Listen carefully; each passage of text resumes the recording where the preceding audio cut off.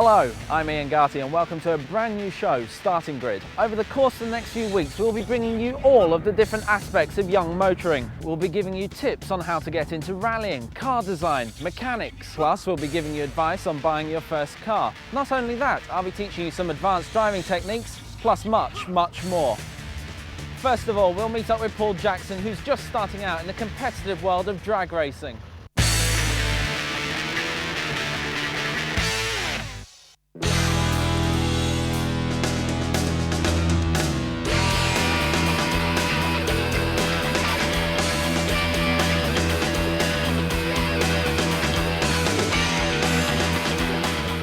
It's the fastest motorsport in the world. There's nothing that accelerates faster than a dragster. Top fuel dragsters accelerate from 0 to 100 miles an hour in less than 1 second. Absolutely unbelievable. Do 300 miles an hour in nearly 5 seconds. There's nothing in the world that can do that, apart from maybe a rocket. What can you say? In 1769, a bored Frenchman tired of the pace of his animal-powered wagon and fitted it with a steam engine, thus moving from one side of his field to the other a hell of a lot faster than before. His creation did not handle well. He destroyed a wall, killed a passing hen, and ended up in police custody for his troubles. Some are happy driving donkeys. Others want rockets strapped to their donkey's backside. Well, I've been coming since I was about 2 months old. Born here. I was conceived in the toilets at one of the first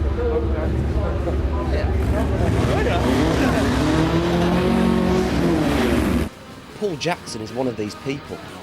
He built and lives his dream. Why stand still when you can move forward at tremendous speed? If you like, look at that. Take two.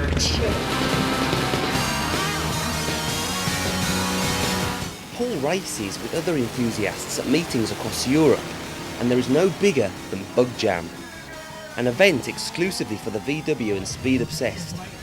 This year's jam is held at Santa Pod, a stone's throw from the sleepy and annoyed residents of Wellingborough. A former runway provides drivers in cars of all shapes and sizes with the chance to floor it, burn rubber and attempt to take off. Influenced by similar events in the US, Bug Jam began the new wave of VW shows, capturing the imagination of enthusiasts and combining the classic and the contemporary with fun, flair and excitement. I still got that in the back of here. You still see it? Yeah. Sense that. Good night last night. We expect like 30,000 people at Bug Jam. It's the biggest single mark VW of any car festival in the world. The weekend offers the serious competitor the chance to showcase their talent and vehicle in competition, with the bonus sideshow of allowing the spectators to take their pride and joy from the garage and unleash its full potential without worrying about the flash of blue lights. Outrage, proper car. That's what I want one day.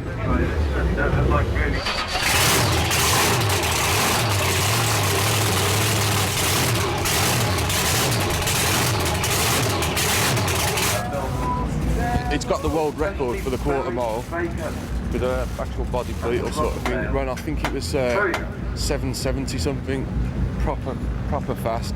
But they sold the engine last year and they stuck that animal in it. It's got like 2,500 brake horsepower. It's got the potential to run into the 60s. And we'll just see how it goes, but it's awesome. It's an awesome car with an awesome driver. Paul has 3 races to qualify for a final knockout, which takes place on the Sunday. He's looking for a time under 10 seconds to see him through, which he is confident of producing.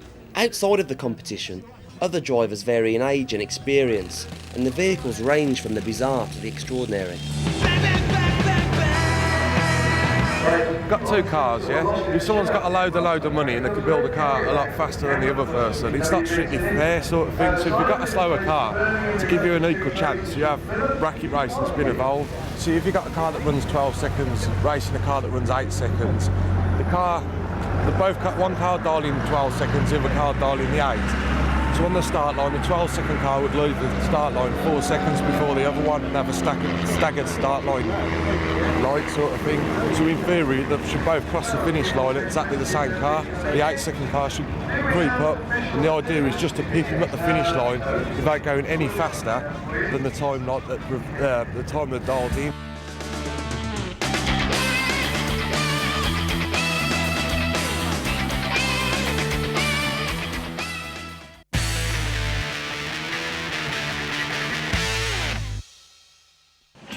Many dream of becoming a rally driver, but most lack the cash and information to pursue it. The National Call Quick Rally, organised by the De Lacy Motor Club, gives almost anyone the chance. Competitors only have to look at the 1991 winner of this event, Colin McRae, the 1996 world champion, to realise that this is the place to start. I am Luke Pinder, and this is what I get up to at the weekend. 17-year-old Luke Pinder is driving in his second rally in a Peugeot 205 GTI.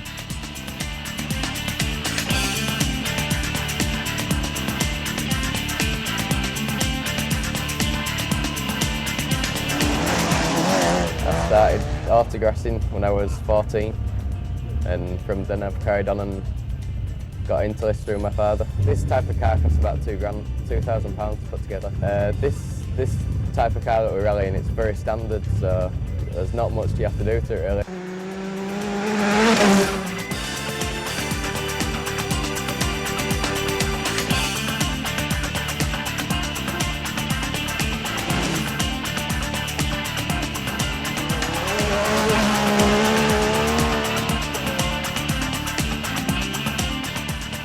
If you're keen to get into rallying, then the best bet is for you to scour the internet and your local papers for any clubs and organisations there may be in your area. But it's not as easy as that, because rallying isn't cheap. Remember, sponsorship is the key.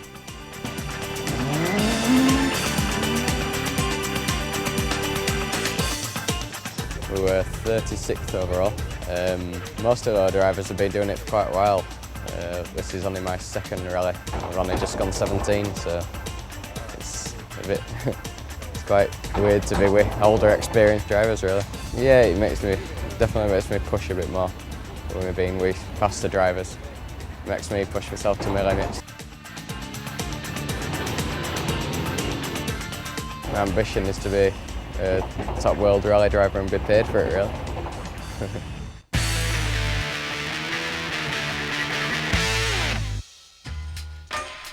You've just passed your driving test and you've had visions of long sunny days cruising the streets in your old banger. But then you forgot one thing: traffic. So you want to get around quickly and safely? How do you do it? I signed up for a Pass Plus course and my unlucky instructor was Craig. This is how it went.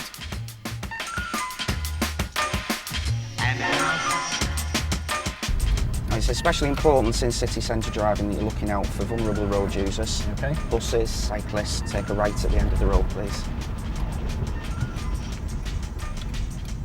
Things like tram tracks, cycle lanes, as you can see in front of us here.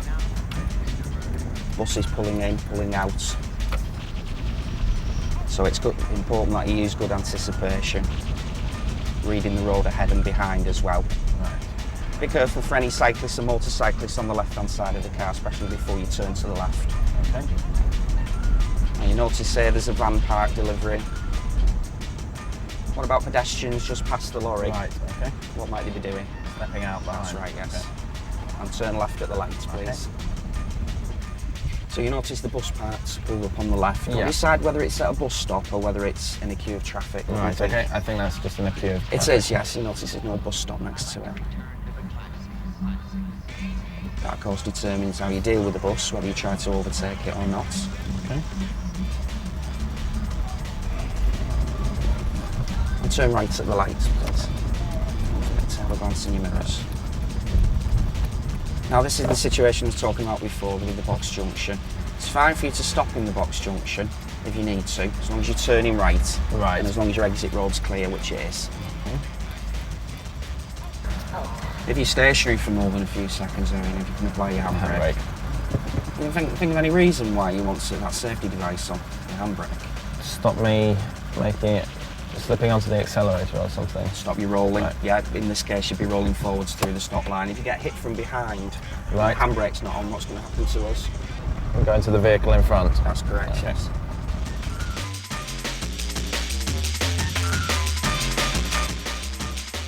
Well, I've gone through my town driving course and unfortunately I've failed. Never mind, it's country roads next week.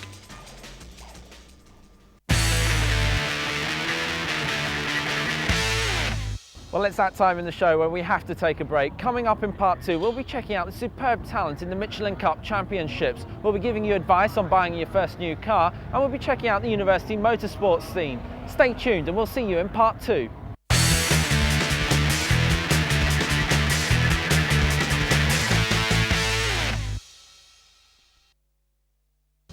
Welcome back to part 2 of a brand new series on men and motors, Starting Grid. Join us as we meet those taking part in this year's Michelin Cup Championships.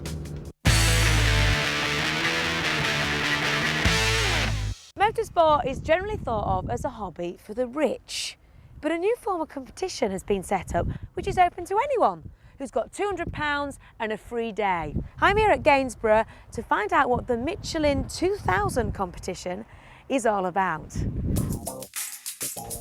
The competition is held in a disused airfield and drivers begin their challenge with a drive in a Renault Clio Sport.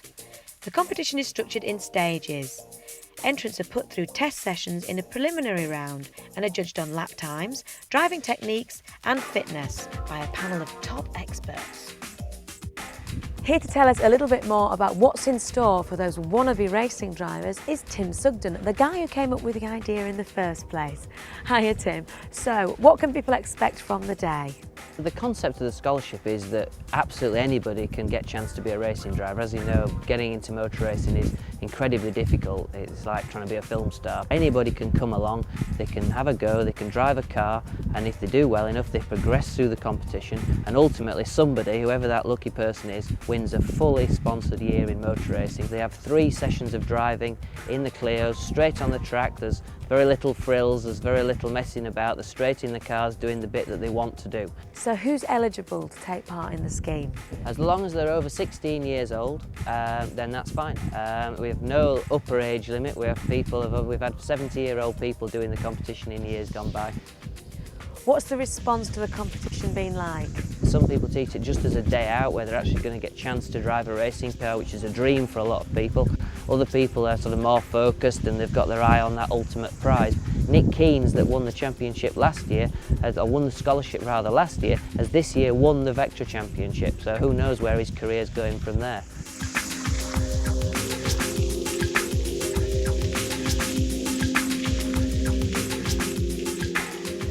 I'm now with Nick Keynes, who actually won the scholarship last year. How did that feel?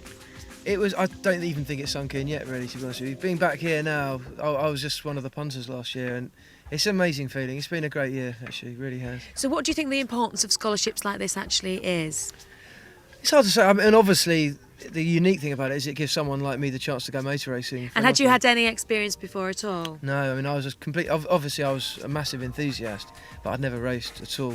So to go in to have a season of racing paid for nothing, and yeah, to give me a chance to race at all these circuits I've been to as a fan was just amazing. I'm in the position now where if I want to carry on racing, I've got to now. I'm like the rest of them. I've got to raise money. I don't think I'd win it twice in a row. So I wish there were a few more scholarships like this, and maybe I could try and win one of those. But no, it's given me a good sort of starting ground. I've had obviously some great help from Tim Sugden and the team. So having the accolade of being a scholarship winner behind you does help you when you're looking for a drive.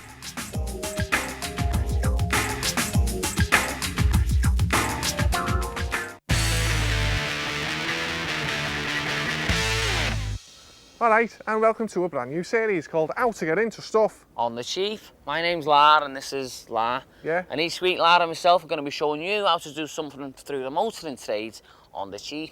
Wicked. Right, now to start off with a bang, we're looking at rallying. Yeah. Now, first of all, you need a car, don't you? Oh, I'll go and get one, Lar, yeah. Now, all sound. Right, now, ideally you want a Group N Subaru Impreza. 350 horsepower, bucket seats. I've got one. Sound. What are you doing? This isn't a Subaru. It's as good as, mate. Yeah. All right. Good as, yeah. Now, if you can't afford a Subaru Impreza, a Citroen AX diesel will work just fine. Now, the next step is you're going to finance your season. Costs about £3 million a year to run a rally car. And how do we do that, La? Well, you can either A, ring up all the companies around and like try and get them to sponsor you, putting the name of their firm on your car and that. Right. You know, like they all do. Or you can B, just get on the computer and print off your own little names. Should we do that? Let's do that, yeah. Sound? That's better, that, isn't it? That's wicked. Sound, right then. We've got the car, yeah, and we've got the sponsorship. So the next thing we need to look at is safety equipment, because obviously you can't go tearing on the rally track without the proper gear. Now, first of all, footwear. It's vitally important that you have very thin, comfortable soles so you can feel all the undulations of the road through the pedals. Do that? They're sound. Oh, nice Get one. them on. All right. Now, while he's putting that on, I'll just explain, because if you can't feel what your feet are doing, you might not bother driving. Now, overalls, forget about them. He looks quite smart in his jacket and his jeans. Anyway, I quite like that. Now, headgear, yeah? The average price How of about that? Come over here, lad. That's wicked. Well, that too, yeah. Average price of a rally helmet is like £3 grand. These things, it's only about 50 bob. Stick it on your head, lad. Dead light as well, lad. That's fine. Put that on. Oh, that's fine. You don't that. need a rally helmet. It'll withstand most impacts. Look.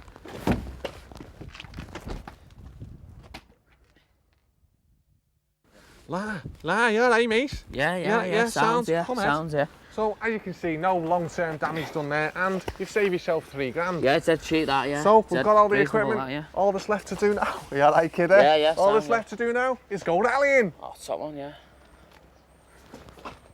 3, La! 2, It la! 1. La! What? I don't know how to drive. Eh? I don't know how to drive.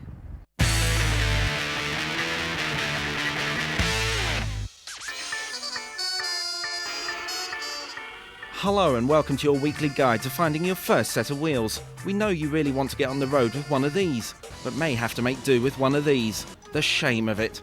One thing you can be certain of, and that's the fact you only really get what you pay for. But this guide should help prevent you getting your fingers truly burnt with your first automotive purchase. This week, where to buy your first car? The main dealer? Sure, if Ma and Pa are loaded and you've persuaded them to give you 10 grand or so. The fact is, the main dealers don't usually stock cars older than 3 years. That is, truly affordable cars. The new cars they have may have tempting offers to lure you in, but when you add up the huge costs of interest or final payoff amounts on certain deals, you'll be telling them to shove their offers up their exhausts. Then wander round the auctions then. Surely you can save a packet here as you'll bypass the dealer's bloated profit. Yes, if you really know what you're doing, go with a friend who's experienced with auction buying, and even then it may take quite a few visits till you find real genuine bargain. Auctions are for the brave. Remember, you'll get minimal after-sales protection and zero warranty, so we wish you luck. Okay, so you'll get a top private sale from the paper. Fine, but be suspicious of everything you read. Here's our handy translation guide to those small ads. Average condition, a dog. First to see will buy, a wreck. Seller moving abroad, oh yeah. Traders should put a T at the end of small ads, but the dodgy ones don't. Forget ads with just mobile numbers and never agree to see a car at a public place. Insist on calling at their home. So what about bona fide trade ads? Fine, but small dealers will have small stock and many may not be reputable. Try and talk to a few of their previous customers or even check them out with the local trading standards. Our advice would have to be to go to a large car supermarket. No, I said car supermarket. There are plenty of them around. Look at the acres of choice, models, ages, colours and engines. What's more, you'll have the confidence that a place with a decently sized financiers behind it won't do the dodgy on you. You should get a decent after-sales support as well. So that's where to buy. What to buy we'll be telling you next week.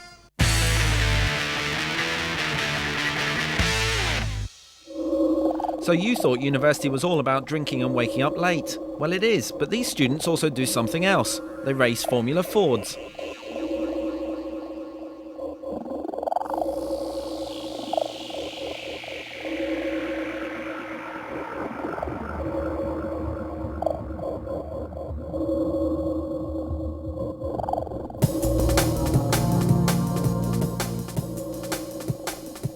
Since graduating, I've worked for TVR Engineering in Blackpool on the Speed 12 programme.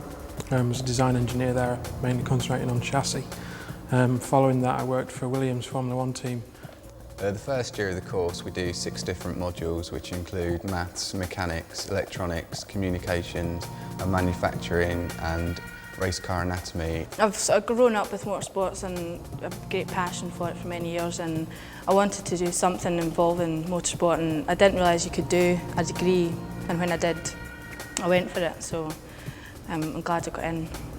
Well, first of all, it wasn't very relevant because it was all basic engineering stuff, but when we started racing the car, it became a bit more fun, a bit more relevant.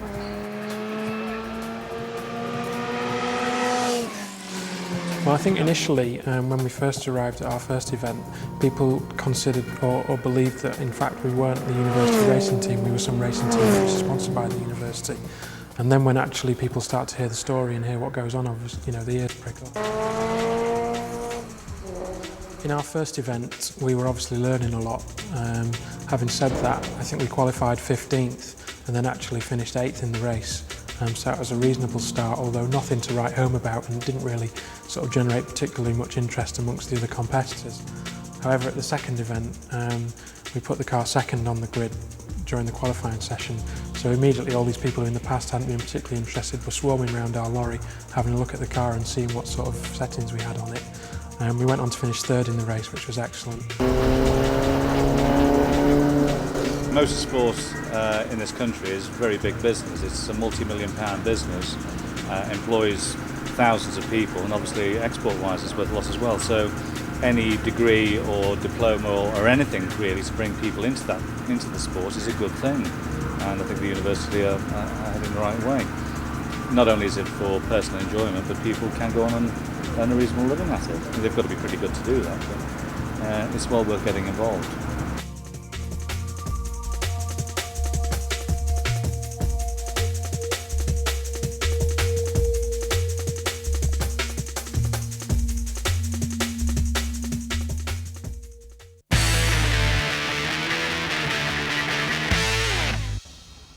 That's it. Join us the same time next week here on Men and Motors as we show you how to get into car sales, show you what car your money can buy, meet some rich kids and their rich cars, and I'll be testing out my skills on the country roads. See you next week.